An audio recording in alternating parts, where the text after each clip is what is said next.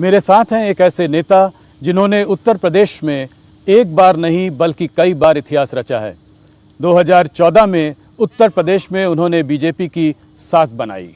2017 में एक प्रचंड बहुमत के साथ 312 सीटें दिलाकर प्रदेश के राजनीति का स्वरूप बदल डाला।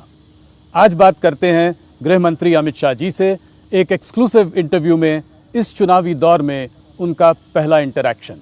अमित शाह जी, आपको न्यूज़ 18 को पहला एक्सक्लूसिव इंटरव्यू इस चुनावी दौर में देने के लिए बहुत बहुत धन्यवाद। शुरुआत करते हैं उत्तर प्रदेश के चुनाव से। बहुत कम नेता हैं जो कि इस देश में उत्तर प्रदेश को उस तरीके से समझते हैं जैसे कि आप समझते हैं। 2014 में आपने बीजेपी की उत्तर प्रदेश में साख बनाई, 2017 में प्रचंड बहुमत के संग सरकार बनी, उसके पीछे आपका हाथ था। इस बार आपने 300 पार का नारा दिया है। 3 चरण का चुनाव 172 सीटों पर हो चुका है, उसको देखते हुए आप क्या कहेंगे आज?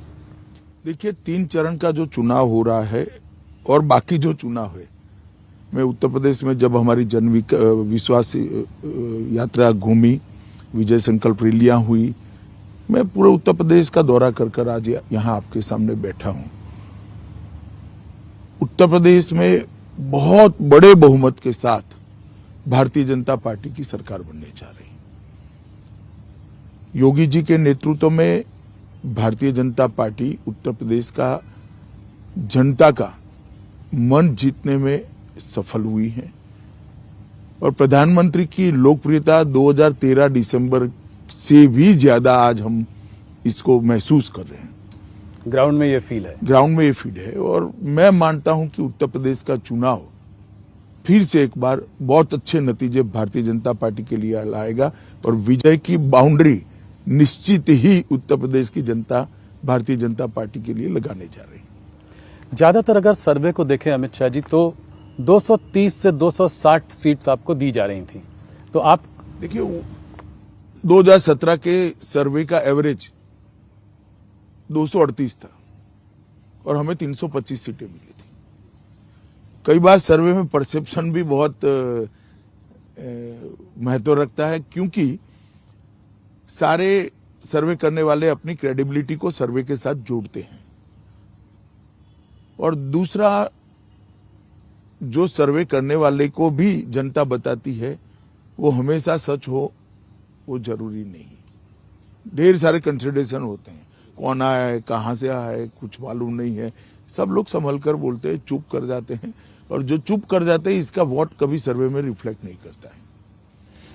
अमित शाह जी, आप काफी यूपी में आपने काफी जगहों पर रैलियां संबोधित की, आप काफी देर से घूम रहे हैं, 3 चरण का चुनाव हो चुका है। आप ये बताइए कि आपके लिए कौन से बड़े मुद्दे हैं जिनके साथ आप जनता के बीच में गए हैं? देखिए, 4 ऐसे मुद्दे हैं जिसने उत्तर प्रदेश की जनता को भारतीय जनता पार्टी के साथ अगले 3 चुनावों से ज्यादा मजबूती से जोड़ा है।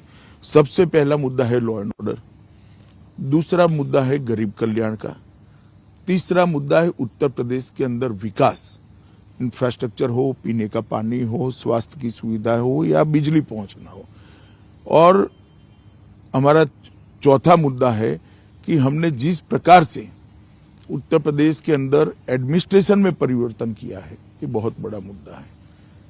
तो लॉ एंड ऑर्डर बड़ा मुद्दा है, हमारा गरीब कल्याण का मुद्दा भी बड़ा है, विकास भी बड़ा मुद्दा है और लोगों को ऐसा मालूम कराने में हम सफल हुए हैं कि हमारी सुनवाई हो रही है। ये बहुत महत्वपूर्ण बात है उत्तर प्रदेश के लिए, क्योंकि सपा की जो सरकारें चलती थी, जो जातिवाद के आधार पर चलती थी, परिवार के वाद के आधार पर चलती थी, वो सरकारों में कभी भी जनता की सुनवाई नहीं होती थी। एक सरकार आती थी, एक जाति का काम करती थी, दूसरी सरकार आती थी, दूसरी जाति का काम करती थी। जनता को कहीं से न्याय मिलने की उम्मीद खत्म हो गई थी और धीरे धीरे इसको वास्तविकता मानकर लोगों ने स्वीकार भी लिया था।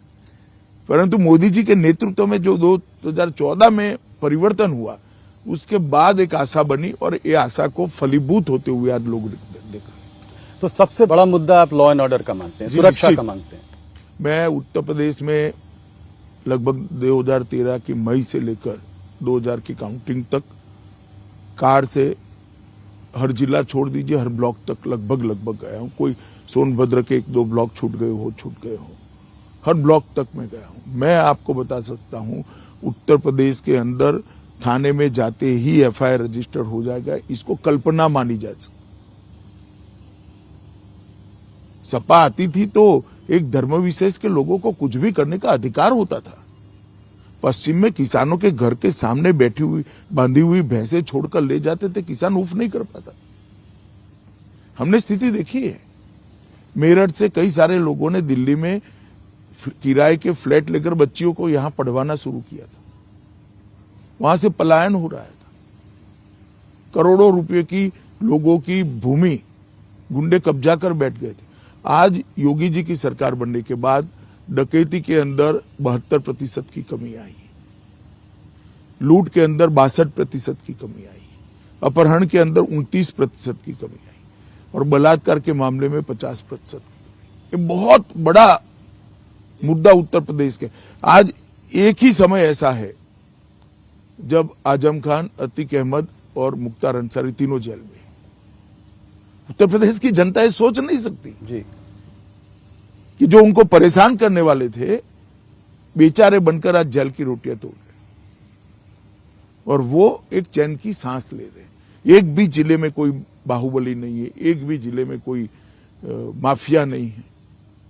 हर जनपद में माफिया हुआ करते थे और लगभग 2000 करोड़ की संपत्ति जी सरकारी संपत्ति से, गरीबों की संपत्ति को अलग से 2000 करोड़ की संपत्ति ये माफियाओं ने कब्जाई थी। इसको हमने मुक्त कराने का काम किया है। मैं मानता हूं ये बहुत बड़ी उपलब्धि, जनता इसको एक्नॉलेज कर रही है। आज कानपुर शहर में रात को 12 बजे मैंने बच्चियों को स्कूटी पर जाते हुए देखा है, मन को बड़ा संतोष होता है। मैं कुछ दिन पहले की बात करता हूं जी।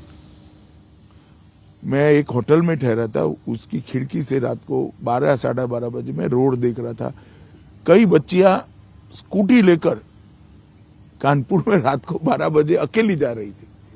तो मैं मानता हूं ये बहुत बड़ा मुद्दा है और जनता इसको एक्नॉलेज कर रही है और वोट में कन्वर्ट भी हो रहा है। तो ये लॉ एंड ऑर्डर का मुद्दा बहुत बड़ा है। अभी जो है प्रधानमंत्री ने